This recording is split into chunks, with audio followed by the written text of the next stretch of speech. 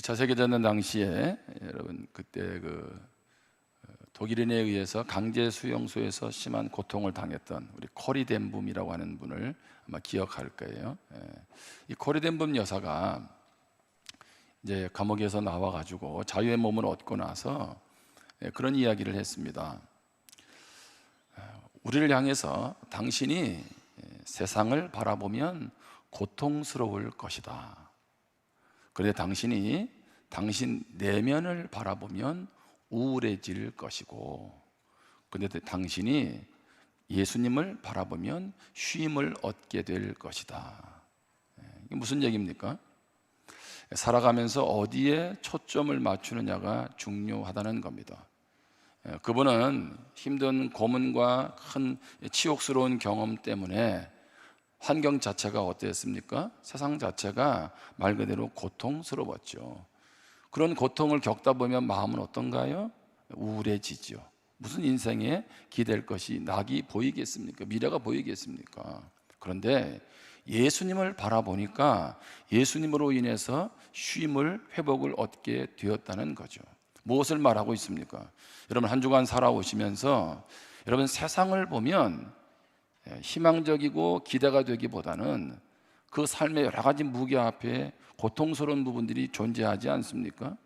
그러다 보면 나 자신을 바라보니 참 못난 것 같기도 하고 부족한 것 같기도 하고 아쉬운 면이 계속 보이죠. 그럴 때 우리의 시선이 예수님을 바라보게 되면 이겨낼 힘도 새로운 은혜도 부어주시는 줄 믿습니다. 그래서 믿음은 다른 말로 하면 시선을 바꾸는 겁니다. 믿음은 세상을 보고 또 나를 보면서 살아왔던 그런 환경에 좌우됐던 사람이 예수님을 바라보고 예수님을 통해서 새롭게 나아가는 거죠. 그래서 믿음으로 살아간다는 것이 얼마나 큰 축복인지 모릅니다. 여러분 한국 믿음은 그런데 그냥 교회 안에서만 존재하는 것은 아니죠. 믿음이라는 것은 세상 속에서 다양한 현상, 삶 속에서 어떻게 결단해야 될까, 또 그런 것들이 같이 맞물려 있습니다. 한동안 지금도 좀 계속 기사에 오르내리지만 여러분 한 가수를 아시죠? 고맙소라는 노래로 많이 저도 도전을 너무 막 감동을 받았던 그런 가수이고 저도 참 좋아했던 가수입니다. 왜냐하면 어려운 시절을 겪고 그렇게 참 성장한 모습이 너무 참 보기가 좋았거든요. 근데 음주운전으로 인해서 뭐 그럴 수는 있죠. 사고는 낼 수 있지만 그 이후에 대처하는 것 때문에 많은 사람들로부터 막 공분을 사고 있는 그런 상황입니다. 그런데 아쉬웠던 것 중에 한 가지가 뭐였냐면 뭐 소속사도 그랬지만은 분별 없는 팬들의 행동이었다는 거예요. 분별 없는 팬들. 이게 무슨 얘기입니까? 여러분 누구를 좋아하고 또 팬클럽을 형성하는 것, 그것은 아무런 문제가 없죠. 근데 문제는 뭡니까? 잘못된 팬덤이라는 거예요. 팬덤. 여러분 팬덤이라는 그 영어를 보니까요, 어원을 보니까 파나스틱이라고 하는 광신자라는 말과 돔이라고 하는 영지, 나라라는 뜻이 합성어가 되어 있습니다. 그러니까 팬덤을 이룬다는 자체가 뭐예요? 분별력을 잃을 수도 있다는 거죠. 제가 왜 이런 팬덤이라는 얘기를 굳이 하고 있느냐 하면 제 마음속에 이런 상황들과 함께 제 마음속에 이렇게 깨달아지는 게 뭐였냐면 우리는 그러면 신앙생활을 어떻게 할 것이냐라고 하는 거예요. 여러분은 어떤 저자의 말처럼 팬으로서 신앙생활을 합니까? 아니면 제자로서 신앙생활을 합니까?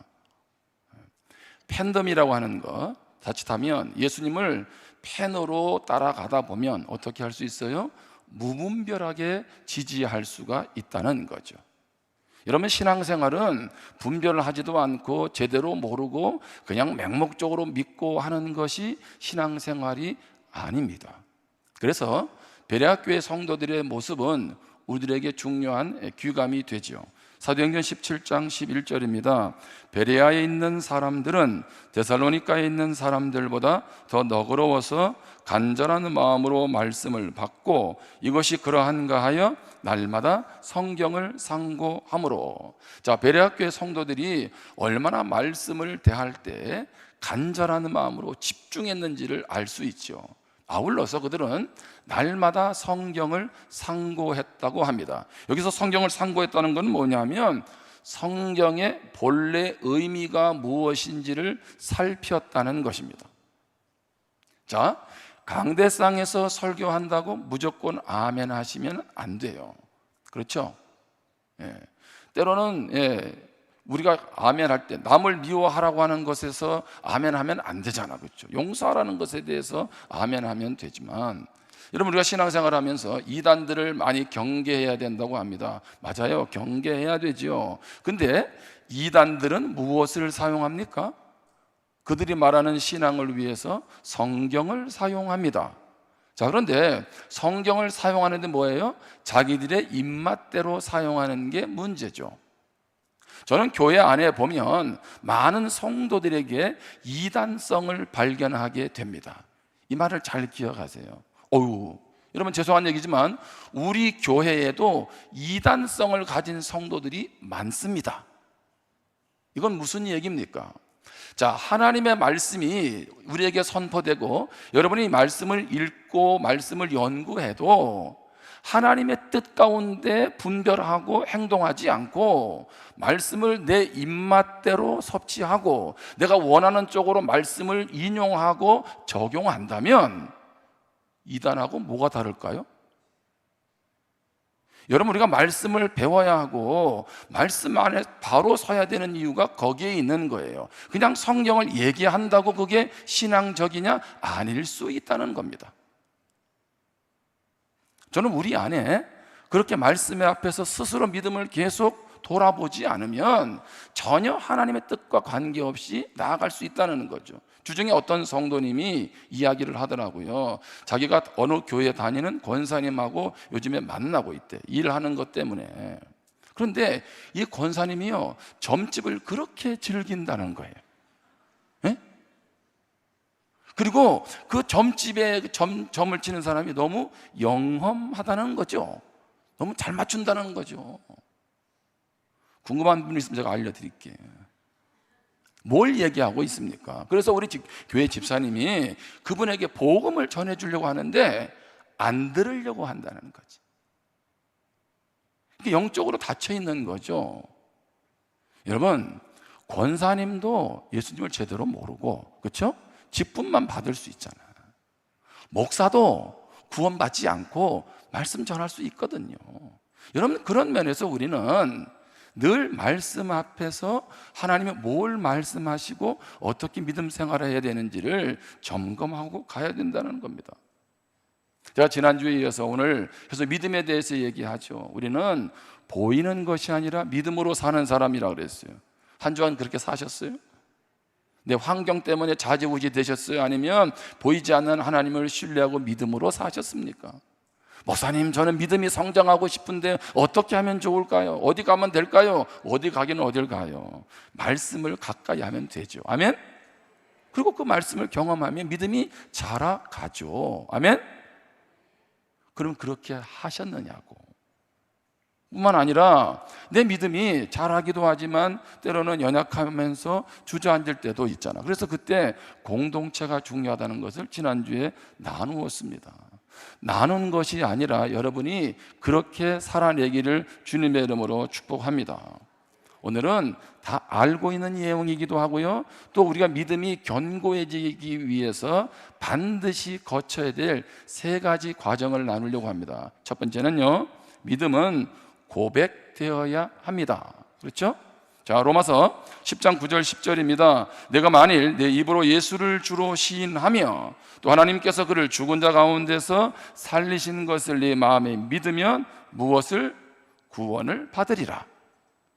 예수님이 나의 죄를 위해서 십자가에 죽으시고 부활하시는 것을 믿으면, 자, 그것을 입으로 마음에 믿고 입으로 시인하면 구원을 받는데요, 10절에 보면 사람이 마음으로 믿어 의에 이르고 입으로 시인하여 구원에 이르느니라.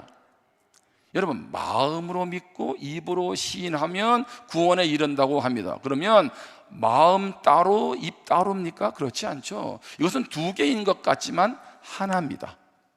마음으로 믿으면 어떻게 해요? 입으로 고백되게 되어 있는 거죠. 여러분, 속에 있는 것이 겉으로 나오지 않습니까? 이건 결코 별개가 아니라는 거죠. 여러분, 신앙생활은 무엇으로부터 출발합니까? 그 구원자 되신, 내 인생의 주인 되시는 주님으로 예수님을 내가 마음에 믿어서 입으로 고백할 때 우리의 믿음은 출발을 하는 거죠. 자, 그런데 이 구원의 문제가 왜 중요하냐 하면, 여러분, 태어나는 문제잖아요. 새로워지는 문제고요. 아울러서 우리는 구원, 그러면 죄 사함 받고 용서받고 그래서 하나님 자녀 되고 천국 가는 정도로 많이 생각을 해요. 그것이 틀렸다는 얘기는 아닙니다. 그런데 그것은 구원의 한 부분입니다. 무엇을 말하고 있느냐 하면, 구원이라는 의미 속에는 그리스도의 십자가의 죽음으로 값을 주고 사신 모든 것이 포함되어 있습니다. 그러니까 예수님이 우리를 위해서 십자가에 죽으시고 부활하셨다는 것은 단순히 죄 사함만 해주시고 천국 백성으로 삼는 것이 아니라는 거예요. 그것과 아울러서 다시 말하면 그러한 영적인 면, 또 육신적인 면, 물질적인 면, 이 땅의 것이든 영원한 것이든 다 무엇에? 구원 안에 포함되어 있다는 거예요. 여러분, 이게 무슨 말입니까? 로마서 8장 32절에 보면 자기 아들을 아끼지 아니하시고 우리 모든 사람을 위하여 내주신 이가 어찌 그 아들과 함께 모든 것을 우리에게 주시지 아니하겠느냐. 자, 예수 그리스도를 하나님께서 십자가에서 외아들을 생명까지 주셔서 우리를 구원한다는 것은 무슨 얘기입니까? 우리를 제사함받고 그렇게 해서 천국 백성만 삼는 것이 아니라, 그것이 중요하지 않다는 얘기가 아니에요. 그것만이 아니라 그것을 넘어서서 아들까지 주신 분이 모든 것을 주시는 것, 그것이 구원에 포함되어 있다는 거예요. 여러분, 그런 면에서 믿음의 삶이라는 것은요, 대단한 겁니다. 여러분, 세상 말로 하면 좀 이게 어깨에 힘을 주고 사셔야 돼요. 가오를 좀 세우세요. 예? 가오를 좀 세우시라고. 그냥 저 사람은 나보다 좀 많이 배워서 좀 한 수 아래로 머리 숙이고, 저 사람은 나보다 좀 가진 게 많아서 그냥 좀 이렇게 스스로 위축되어지고, 그런 것으로 여러분 자꾸 휘둘리지 말고, 나는 이래봬도 구원받은 하나님의 자녀가 돼서 그 주님의 모든 것이 나의 것이라는 그러한 좀 자부심을, 영적인 좀 자존감을 갖고 살아가기를 주님의 이름으로 축복합니다. 좌우에 있는 분하고 인사하세요. 대단한 분입니다. 여러분, 대단한 거예요. 여러분, 우리의 믿음이라는 것이, 주님을 고백한다는 것이 왜? 그분이 오는 거예요. 우리 그런 말 하잖아요. 한 사람이 오는 것은 그 사람의 인생이 전 인생이 오는 것처럼, 예수를 믿고 나의 주로 고백한다는 것은 그분이 전부가 오는 거예요. 아멘? 누구까지? 하나님 아버지까지. 누구까지? 날마다 나와 함께는 성령님까지. 이것이 믿음이고 이것이 믿음의 출발인데 얼마나 감격적인 이야기냐고요. 그런데 우리가 여기에서 많은 것들을 놓치고 세상 속에서 신음하고 살아가지 않습니까? 그런데 두 번째 겪어야 될 과정이 있습니다. 믿음은 행동으로 나타나야 합니다. 자, 제가 이걸 여러분 처음 듣는 얘기 아니에요. 제가 두 가지 말씀을 충돌되는 것 같지만 여러분 한번 읽어볼게요. 자, 에베소서 2장 8절 9절입니다. 너희는 그 은혜에 의하여 무엇으로? 믿음으로 말미암아 구원을 받았나니 이것은 너희에게서 난 것이 아니요 하나님의 선물이라. 행위에서 난 것이 아니니 이는 누구든지 자랑하지 못하게 함이라. 여러분, 그러면 우리는 어떻게 구원받나요? 믿음으로 받아요? 행위로 받아요? 믿음으로. 행해서 나는 것이 아니에요. 여러분, 믿음으로 구원받는다 그랬어요. 야고보서 2장 17절입니다. 이와 같이 행함이 없는 믿음은 그 자체가 죽은 것이라. 그러면 우리는 무엇으로 구원받아요? 믿음으로 구원받아요? 믿음 더하기 행위로 구원받아요? 여기서 여러분 헷갈리면 안 되지. 그러면 제가 하나님 앞에 회개해야 되지. 그렇잖아요. 그동안 한두 번 가르친 것도 아니고. 믿음 더하기 행위적인 구원이 카톨릭 천주교의 구원이에요, 쉽게 말하면. 자, 그러면 여기서 강조점이 문제죠. 강조점의 포커스가 달라서 그런 거죠. 바울은 자, 당연히 야고보도 마찬가지예요. 우리는 무엇으로 구원받아요? 믿음으로 구원받아요. 내가 착한 일을 많이 해서 남보다 좀 선해가지고 뭔가 좀 남보다 달라서 그래서 나 외적인 것에 의해서 구원받는 거 아니죠. 그러면 왜 야고보는 행함이 없는 믿음이 죽었다라고 얘기합니까? 강조점이 어디에 있는 거예요? 믿음으로 구원받지만 믿음의 사람은 반드시 무엇이 따라온다? 행함이 따라온다는 거죠. 마치 동전의 양면과 같은 거예요. 예수님을 믿음으로, 아무 행위가 없이 믿음으로 구원받았어요. 그러면 반드시 그것은 별개로 그 다음에 또 행함으로 이런 게 아니라 그냥 믿으면 동시에 뭐가 있어요? 삶의 변화가 따라온다는 얘기입니다. 아멘?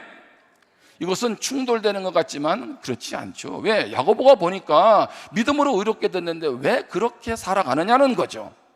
그렇게 살아갈 수 없다는 거예요. 그 은혜를 알고 제대로 믿음을 이해한다면 내 방식대로 내가 원하는 스타일로 살아갈 수가 없다. 행함으로 너의 믿음을 증명해라. 그렇게 말하고 있는 거죠.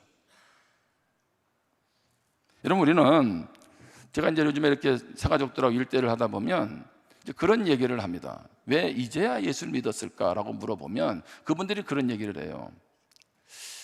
예수 믿는 사람 때문에 실망해가지고 이제 오게 됐다는 거예요. 이게 무슨 얘기입니까? 여러분 주변에도 그런 말 많이 들어보잖아요. 예수 믿는 직분자가 뭐 사기를 쳤다든가 뭐 배신을 했다든가 뭐 이런 거 있잖아, 그렇죠?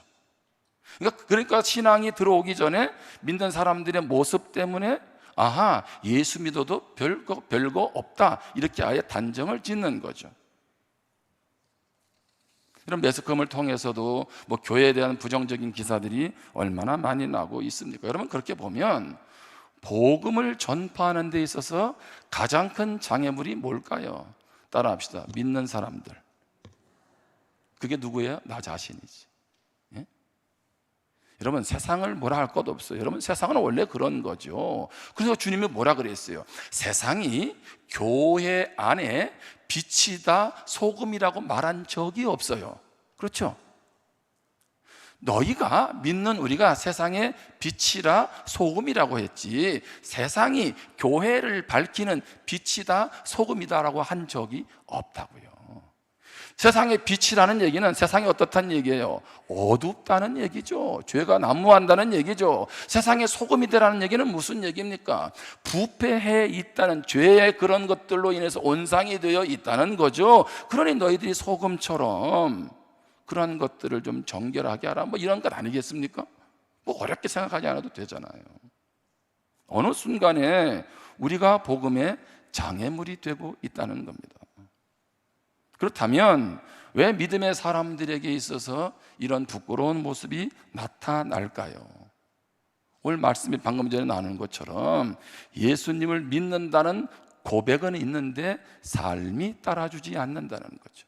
여기서 말하는 삶은 완벽한 삶을 의미하지 않습니다. 자, 오늘 본문을 읽었지만 여러분, 이 말씀은 지난주의 말씀과 그 앞부분이 같은 맥락 속에 있죠. 초대교회에 성령이 역사하고 은혜가 임하니까 그들이 어떻게 합니까? 자기가 가지고 있는 것을 서로 통용하지요. 그러면서 어떻게 합니까? 재산과 소유를 팔아서 어려운 사람들을 돌보아 주지요. 성전과 집에서 모이기를 힘씁니다. 그러니까 안 믿는 사람들이 보니까 예수 믿는 사람들이 좀 다르다는 거죠. 우리들하고 다르다는 거예요. 자, 그러면서 그들이 하는 말입니다. 오늘 본문 사도행전 2장 47절입니다. 하나님을 찬미하며 또 온 백성에게 무엇을 받으니? 칭송을 받으니 주께서 구원받는 사람을 날마다 더하게 하시니라. 아멘. 자, 하나님을 찬미할 뿐 아니라 모든 그 예수 믿지 않는 사람들로부터 예수 믿는 사람들이 지금 뭘 받고 있어요? 칭찬을 받고 있어요. 예수 믿는 사람은 달라. 예? 그 재산이 돈이 얼마나 귀한 건데 그걸 가지고 서로 나누어주고 돌보고 그러면서 삶은 힘든 것 보게 되고 예수 믿는 것 때문에 핍박을 받는데 얼굴에는 웃음이 있고 무언가 남모르는 평안이 흘러가고 있고, 그러니까 뭐예요? 안 믿는 사람들이 지금 관심을 갖기 시작하는 거죠. 예수 믿는 사람들이 행동이 뭐예요? 달랐다는 거죠. 귀감이 되었다는 거예요. 여러분 잘 아는 것처럼 사도행전에 보면 6장에서 초대교회 7명의 직분자를 세우지 않습니까? 자, 그때 기준이 뭐였습니까? 형제들아, 너희 가운데서 성령과 지혜가 충만하여 칭찬받는 사람 7을 택하라. 우리가 이 일을 그들에게 맡기고. 무슨 얘기입니까? 우리는 직분을 맡기 위해서 성령 충만해야 됩니다, 지혜 충만해야 됩니다, 이런 것은 많이 구하고 있지요. 그런데 여러분, 성령 충만이 뭡니까? 지혜 충만한 사람의 모습은 뭡니까? 그것은 삶으로 나타나야죠. 그거는 다른 말로 뭐예요? 칭찬을 받는 거 아니겠어요? 여러분 이 기도하세요? 성령님, 내 가운데 살아 역사해 주세요. 그런데 성령님, 나는 칭찬받는 사람답게, 칭찬받는 사람으로 세상 가운데 부끄럽지 않게 살아가세요. 이런 기도 많이 하시냐고. 여러분, 예수 잘 믿는 게 뭐예요? 옆 사람한테 인정받는 거예요. 뭐 어렵게 생각하지 마세요. 그 사람을 향해서 물어볼 때 어떤 말을 들을 수 있어야 돼요? 칭찬을 들을 수 있어야 돼요. 제가 아는 어떤 목사님이 부산에 담임 목사로 왔어요. 그분을 이제 어느 단체에 일임을 해서 청빙을 하게 됐어요. 청빙을 하는 목사님이 어떻게 했는가 봤더니 여러 가지를 쫙 조사를 하고 나서 가장 핵심적인 조사가 뭐였냐면, 그 목사님 주변의 사람들에게 물어봤어요. 이 사람이 이전에 그 교회에 있을 때 어떠했는지, 그 후배는 이분을 뭐라고 말하고 있는지, 그 주변에 있는 사람들로부터 그 사람에 대한 인성에 대한 얘기를 들은 거예요. 그런데 다 들어보니까 다 좋아. 그래서 세웠어요. 제가 우리 교당 선생님, 우리 교회 학교 계시지만 예전에 교당 선생님도 그렇게 한다 하더라고. 그 세울 때 주변 선생님들로부터 다 평가를 받는다 그래요. 저는 평가 안 받고 지금 담임 목사가 됐습니다. 지금 다시 평가받고 싶지는 않습니다. 그러니까 뭐예요? 세상도 이제는 한 사람을 어떻게 해요? 다각도로 그를 돌아보는 거죠. 그래서 일꾼을, 지도자를 세우잖아요. 그렇다면 그리스도인으로서 예수를 믿는다면 무엇이 따라와야 돼요? 삶이 따라가야 돼요. 변화가 따라와야 되는 거죠. 여러분, 창세기 보면 하나님이 아브라함에게 내 후손을 통해서, 또 너의 씨를 통해서 큰 민족을 이루게 하겠다고 해서 하셨죠. 그런데 아들이 없는 거예요. 그러니까 실망하고 있으니까 하나님 어떻게 하세요? 그를 데리고 나가서 밤하늘의 별을 보여주면서 너의 후손이 이렇게 많아질 거야, 이렇게 얘기를 했어요. 그리고 났더니 창세기 15장 6절입니다. 아브라함이 여호와를 무엇하니? 믿으니. 하나님이 아들을 주실 것이고 큰 민족을 이루게 할 것을 믿었어요. 근데 지금 그게 이루어졌어요? 안 이루어졌어요? 안 이루어졌어요. 그냥 하나님을 믿었어요. 믿었더니 여호와께서 이를 그의 무엇으로? 의로 여기시고. 그러니까 아브라함이 의로워지는 것은 행위로 된 것이 아니라 믿음으로 되었어요. 그런데 아브라함이 이렇게 믿음으로 의롭게 되었다고 해서 자기 마음대로 살았나요? 그렇지 않죠. 계속적으로 하나님 말씀에 순종하고 그의 삶이 달라졌죠. 그리고 최종적으로 그가 통과한 시험이 무엇이었습니까? 아들 이삭을 제단에 바치게 되지요. 야고보서 2장 21절입니다. 우리 조상 아브라함이 그 아들 이삭을 제단에 바칠 때에 무엇으로? 행함으로 의롭다 하심을 받은 것이 아니냐. 여러분 오해하지 마세요. 아브라함이 행함으로 의롭다 한 것이 아니죠. 믿음으로 의롭다 함을 얻었지만 그는 행함을 통해서 무엇이 드러났어요? 그의 믿음이 증명된 거죠. 그래서 행함으로 의롭다 하심을 받은 것이 아니냐 하면서, 내가 보거니와 믿음이 그의 행함과 함께 일하고 행함으로 믿음이 온전하게 되었느니라. 아멘. 믿음이라는 것은 행함과 함께 가게 되고, 그러면서 어떻게 해요? 믿음이 성숙하게 된다, 온전하게 된다라고 말씀하고 있습니다. 여러분, 우리 민족의 성각자 중에 일제강점기에 도산 안창호 선생님을 우리는 잘 아시죠? 도산 안창호, 그렇죠? 이분이 이제 미국에 가게 됐습니다. 미국에 가서 보니까 우리 교포들이, 한인 교포들이 가만히 보니까 너무 서로 돕지도 않고 서로 안에 어떤 간에 이제 분쟁들을 일삼고 있다라는 거예요. 너무 안타까웠어요. 같은 교포로서. 그래서 이분이 이제 믿음의 사람으로서 어떻게 교포들의 삶, 한인 사회를 좀 바꿀 수 있을까라고 생각하다가 이분이 매사에 솔선수범하기로 결심을 했습니다. 다시 얘기합니다. 도산 안창호 선생님이 한인 사회를 바꾸기 위해서 강연회를 만들고 또 다른 어떤 행사를 한 것이 아니라 내가 솔선수범해야 되겠다라고 자세를 가졌어요. 그 당시에 한인 사회는요 4가지 부정적인 모습이 있었어요. 한인 가정들은. 첫 번째는요 한인들이 사는 집은 청소가 제대로 안 돼 있었어요. 그 당시에 먹고 살기 얼마나 힘들어요. 청소가 제대로.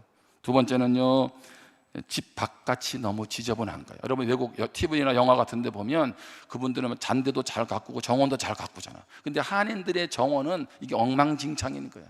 쓰레기도 쌓여있고 잔디도 제대로 관리하지 않고, 뿐만 아니라 집안은 불결하고 청소도 제대로 안 돼 있고, 그리고 너무 모이면은 시끄러운 거예요.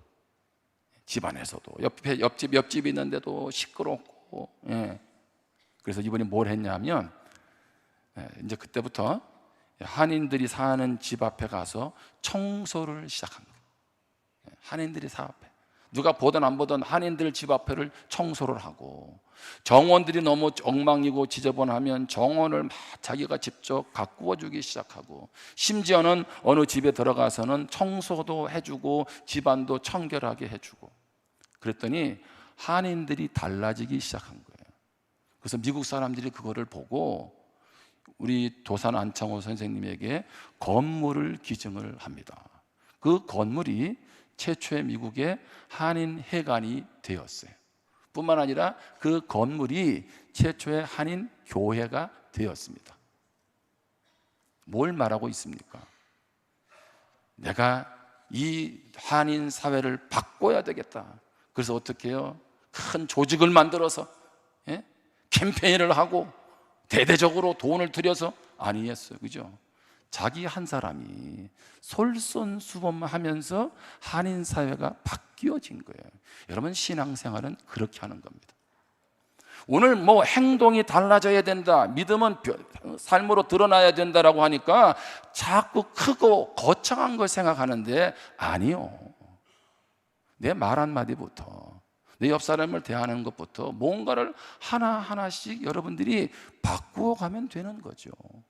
그러면 그것을 통해서 가정도 바뀌고요, 어디도 교회도 바뀌고요, 우리의 일터가, 사회가 바뀌게 되는 줄 믿습니다.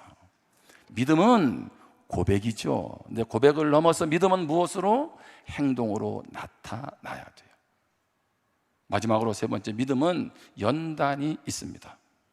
바울이 말합니다. 로마서 5장에 보면 다만 이뿐 아니라 우리가 환난 중에도 즐거워하나니 이는 환난은 인내를. 여기 중요한 단어가 있어요. 자, 3절에 보면 환난 중에도 무엇하니? 즐거워해요. 왜? 환난은 인내를, 인내는 무엇을? 연단을, 연단은 무엇을? 소망을 이루는 줄 알미로라. 여기까지 한번 볼게요. 그러니까 무슨 얘기냐면 바울은 믿음의 사람들에게는 반드시 무엇이 있다? 연단이 있다. 연단. 그 연단을 잘 통과함으로 믿음이 더 굳건해진다는 거죠. 뿐만 아니라 야고보도 말합니다. 야고보서 1장 2절에 내 형제들아 너희가 여러 가지 시험을 당하거든 온전히 무엇하라? 위하고 비슷하지 않아요? 환난 가운데도 즐거워하라 하더니만 야고보도 시련이 오거나 시험을 당하면 온전히 기쁘게 여기라. 왜냐하면 이는 너희의 믿음의 시련이, 연단이 인내를 만들어내는 줄 너희가 알미라. 인내를 온전히 이루라. 이는 너희로 온전하고 구비하여 조금도 부족함이 없게 하려 함이라. 아멘. 믿음은 반드시 도전이 있다는 거죠. 시험 들게 하는 일들이 계속 우리 삶 가운데 일어나는데 그것을 어떻게 해요? 잘 인내하고 이겨내면 성숙한 사람으로, 온전하고 구비하여 조금도 부족함이 없는 사람으로 빚어진다는 거죠. 자, 바울도 얘기합니다. 야고보도 얘기합니다. 베드로도 말합니다. 베드로전서 4장 12절에 보면 사랑하는 자들아 너희를 연단하려고 오는 불시험을 이상한 일을 당하는 것 같이 이상히 여기지 말고. 자, 우리를 연단하는데 어떤 시험이라고 그랬어요? 불시험. 이게 어마어마한 거죠. 13절에 오히려 너희가 그리스도의 고난에 참여하는 것을 무엇해라? 즐거워라. 세 사람 똑같이 하고 있어요. 그죠? 고난 가운데 즐거워라. 이는 그의 영광을 나타내실 때 너희로 즐거워하고 기뻐하게 하려 함이라. 아멘. 오늘 찬양을 통해서도 얘기하잖아요. 우리가 연단을 통해, 시련을 통해서 어떻게 합니까? 정금 같은 믿음으로 나아오는 줄 믿습니다. 아멘? 그냥 믿음은 어느 순간 성숙되어지는 것이 아니라 과정을 통해서 빚어지는 거죠. 그래서 하나님이 나를 믿음으로 세우기 위해서 때로는 내 옆에다가 가시를 두기도 하세요. 나를 힘들게 하는 사람을 두기도 하고요. 예? 때로는 예기치 않은 여러 가지 일들이 내 인생에 벌어질 수 있어요. 그런데 그것을 여러분들이 그것 때문에 실망하고 하나님이 계시느냐 안 계시느냐 하지 말고 그것을 어떻게 해요? 잘 이겨내면 믿음의 근육이 발달됩니다. 아멘? 시련이 없는데 어떻게 믿음이 성숙되겠어요? 불가능한 얘기죠. 우리가 받는 시험들은 어떤 게 있을까요? 그 씨 뿌리는 비유에 나오는데 마태복음 13장 20절입니다. 돌밭에 뿌려졌다는 것은 말씀을 듣고 즉시 기쁨으로 받되 그 속에 뿌리가 없어 잠시 견디다가 말씀으로 말미암아 무엇이 환난이나 박해가 일어날 때는 곧 넘어지는 자요. 우리가 당하는 시험은 뭐예요? 환난이나 박해입니다. 그런데 마태복음 13장 22절에 보면 가시떨기에 뿌려졌다는 것은 말씀을 들으나 세상의 염려와 재물의 유혹에 말씀이 막혀 결실하지 못하는 자요. 염려와 재물의 유혹이에요. 자, 앞부분에서의 표현은 외부적인 핍박이 더 강했다면 여기 염려나 재물의 유혹은 내면적인 것과 연결이 되어 있죠. 두 가지가요, 우리를 무너뜨리려고 하죠. 외부적인 큰 위험, 어려운 일들이 우리를 힘들게 하기도 하지만 무엇보다도 내면에 가지고 있는 생각이나 부정적인 것들이나 염려나 걱정이나, 그죠? 또 돈에 대해서 부정적인 생각을 한다, 이런 것들이 다 나를 무엇하게 합니까? 믿음으로 나아가지 못하도록, 성장하지 못하도록 발목을 잡는다는 거죠. 이번 한 번만 눈 감고 한번 해보자, 그리고 나머지는 믿음으로 살고, 그렇게 되는 문제가 아니라는 겁니다. 이제 말씀을 마칩니다. 이제 김진홍 목사님이 이렇게 매일 글을 보내주시는 거기에 보면 김혜용 장로님에 대한 소개가 있어요. 김혜용, 이분은 누구냐면 모세의 건강법이라는 책을 썼어요. 모세의 건강법. 그러니까 이분이 당뇨병으로 인해서 이제 지리산에 들어간 거예요. 이제. 그래가지고 지리산에서 자연 치유를 경험한 거예요. 그래가지고 장로님이 이제 건강을 위한 책을 썼는데 그게 모세의 건강법이에요. 왜 하필이면 모세냐? 여러분, 모세가 120살이 됐는데도 시력이 무엇하고 눈이 흐리지 않고 기력이 쇠하지 않았잖아요. 여러분에게 모세의 건강의 복이 있기를 축복합니다. 아멘. 어느 때보다 컸어요? 그렇잖아요. 이왕 살아도, 그렇죠? 120세까지 시력도 좋고, 그죠? 근력도 있으면 얼마나 좋겠냐는 거예요. 근데 이분이 그 책에서 모세의 건강법을 통해서 두 가지 얘기를 해요. 하나는 뭐냐 하면 건강하려면 온유한 성품을 가져야 된대. 또 하나는 걷는 거. 온유한 성품, 모세가 민수기 12장 3절에 보면 그 온유함이 지면의 모든 사람보다 더했다 그랬잖아요. 그렇죠? 그러니까 여러분, 아무리 주변 상황이 잘 갖추어져 있어도 무엇하면 부르르 무슨 일인지 아시죠? 이렇게 되면 뭐예요? 스트레스가 이게 다 암세포로 가는 거 아니겠어요?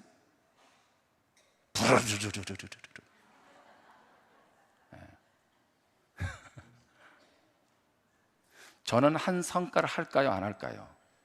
합니다. 그런데 여러분에게 안 보여졌을 뿐이에요. 그죠? 어느 한 사람이 분노가 없으며 그런 거 없냐고. 그렇게 사랑하는 부부 여러분, 집에서 어떻게 지내고 계시나요? 뭘 말하고 있어요? 건강하려면 모세에게는 바로 그런 성품이 있어서 그런 여러 가지 상황들 때문에 어떻게 했어요? 자기를 다스렸다는 거죠. 쉽게 말하면 그거죠. 저는 그 책은 다 읽지는 않았지만 모세를 열받게 하는 일이 얼마나 많았어요. 근데 성경에 보니까 모세가 스트레스로 인해서 암으로 죽었다, 이런 거 없잖아. 그래서 광야에 묻혔다, 뭐 이런 말 없잖아. 그렇죠? 뿐만 아니라 모세는요, 자, 그래도 200만의 지도자잖아. 그럼 모세는 항상 맨 앞에 말을 타고 나를 따르라 이렇게 했을까요? 아니면 사마귀는 낙타가 좋으니 나를 따르라 그렇게 했을까요? 모세도 무엇했어요? 걸었어요. 여러분 최경주 골프 선수 잘 아시잖아요. 최경주 선수가 왜 이렇게 건강하게 운동을 잘하나 봤더니 자기가 하도 이제 완도인가요? 이제 그래서 자기가 뛰어놀던 곳이 모래사장이래. 그러니까 모래에서 맨날 뛰어노니까 뭐가 근육이 발달한 거예요? 하체 근육이. 제가 오늘 분명한 팁을 드리는데 여러분 자녀는 최경주 선수 이상으로 세계적인 골퍼가 될 수 있습니다. 왜요? 해운대 송정 바닷가가 있으니까. 가서 뭐 하면 돼요? 뭐 어시직만 하지 말고 가서 이렇게 모래사장에 뛰면 하체 근력이 발달한다는 거죠. 그러니까 모세가 그렇게 많이 걸어서 건강을 유지했다는 거죠. 여러분의 눈빛이 어느 때보다도 다 모아지고 있어요. 제가 뭘 말하고 있나요? 이분도 건강을 위해서 이 두 가지 성품 관리, 또 하나는 뭐예요? 걷는 것이 중요하다고 하는데 믿음의 건강은 왜 신경을 안 쓰시냐는 얘기예요. 믿음도 건강한 믿음이 돼야 되잖아, 그렇죠? 그러려면 어떻게 해야 돼요? 걸어야 됩니까? 그 말이 아니죠. 믿음으로 고백하고 우리 삶에서 행동으로 드러나고 그리고 다양한 도전, 시련들, 아픔이 와도 그것을 잘 연단으로 이겨내면 주님이 원하시는 사람으로 잘 빚어지게 되는 줄 믿습니다. 바라기는 함께하는 우리 모든 성도들이 그런 믿음의 성숙되는 공동체로 나아가기를 주님의 이름으로 축복합니다. 기도하겠습니다. 우리 주신 말씀을 우리 마음 가운데 한번 새기면서 우리가 가장 중요하게 여기는 것이 믿음이잖아요. 우리는 하나님 아버지를 믿는 사람 아니겠습니까? 그런데 세상에서는 나를 믿으라고 하면서 자기 주먹을 믿으라고 하고 자기가 모든 것을 할 수 있는 것처럼 살아가면서 당당하게 이것저것 이루어가는 사람도 많은데 우리는 왜 하나님 아버지가 나의 아버지가 되고 예수님을 주심으로 내 모든 것이 내 것이 될 수 있다라고 하는데도 불구하고 그렇게 주눅들어 살아갑니까? 오늘 이 시간 믿음으로 아직 주님을 믿지 않는 분들이 계신다면 예수님을 나의 주님으로 받아들이시면 돼요. 고백하세요. 그리고 이제 세상 가운데서 내가 어떠한 모습으로 있든지 상관하지 않고 믿음의 사람답게 당당하게 선한 영향력을 발휘하는 행동으로 보여주는 믿음 되기를 원합니다. 그리고 오늘도 예배 자리로 왔지만 알 수 없는 또 계속되어지는 삶의 힘들고 어려운 것들 때문에 참 지쳐서 포기하고 싶을 때도 있지만 그 모든 삶의 과정들을 통해 내 믿음이 빚어지고 빚어져서 그 믿음의 연단을 통해서 하나님이 기뻐하시는 사람 되기를 원합니다. 우리 이런 마음을 가지고 우리 주신 말씀을 붙잡고 우리 같이 한번 기도하겠습니다.